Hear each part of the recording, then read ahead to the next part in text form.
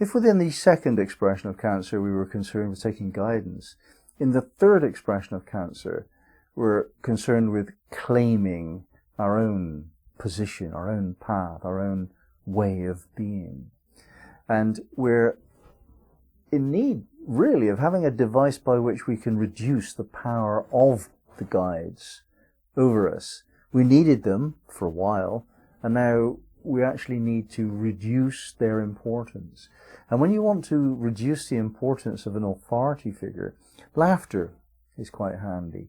And we have the clown grimacing. This is the image of Cancer 11.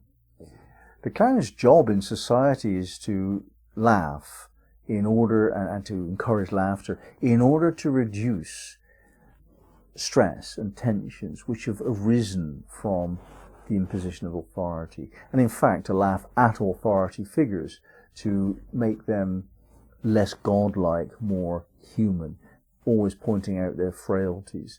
So in Cancer 11, we're employing the use of laughter to distance ourselves from authority. Now, it can be gentle laughter. It can be well-meaning and pleasant, like, no, I'm not taking your point of view on that. I've got my own point of view. You can do it gently.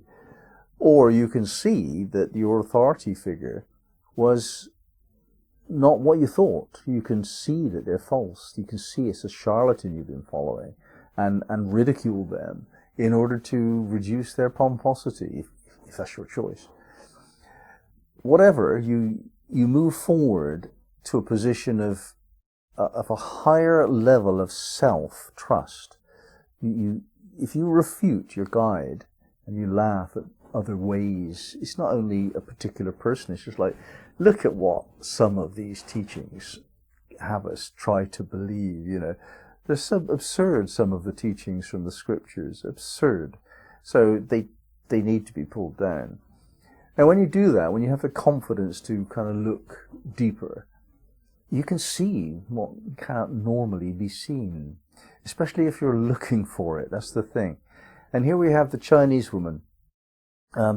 It is said that Elsie Wheeler may well have seen a Tibetan woman rather than a Chinese woman. And this image could well be the Dalai Lama. The way they select the Dalai Lama is to just notice in a young boy.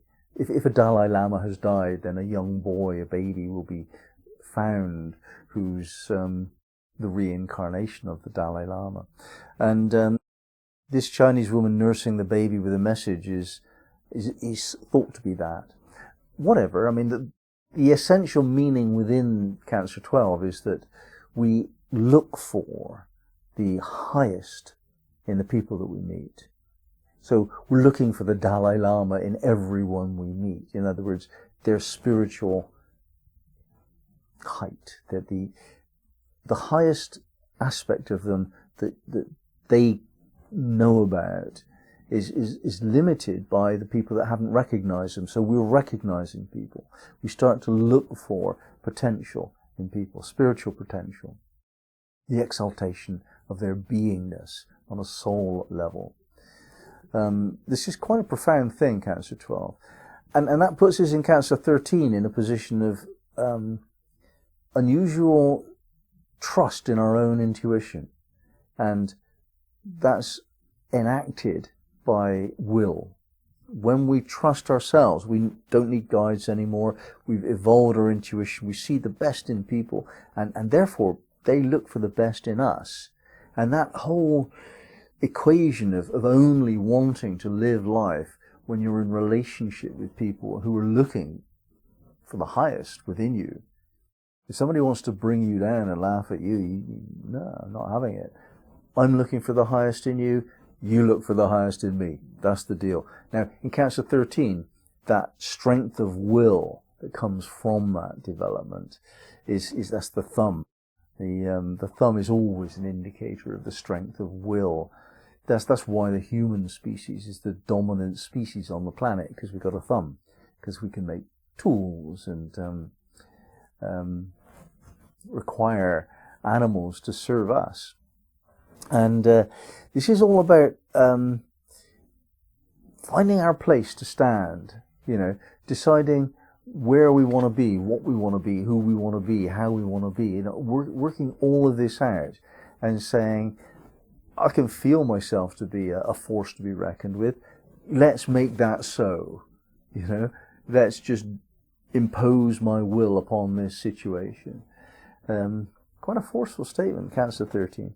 The Cancer 14 is the mystic, really. It's a man, an old man looking out into a dark space. And this state of not worrying about the world because you can get a sense of the next world, or the higher worlds, the cosmic reach of life.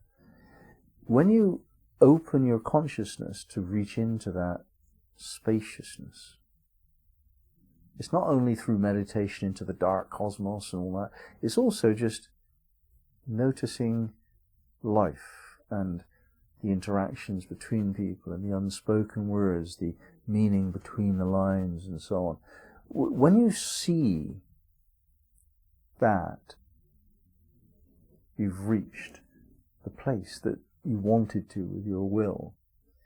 So we've come a long way in this claiming expression of Cancer. We've refuted our guidance by laughing. We've learned to look for the best in other people so that they look for the best in us. And then we're constantly reminded of a higher dimension of ourselves. This gives us the will, the strength to claim our position in the world, what we want, who we are, what we do, how we're treated. We make that claim. We make it strongly. And then we, in some ways, rise above that even and just see the mystery, really.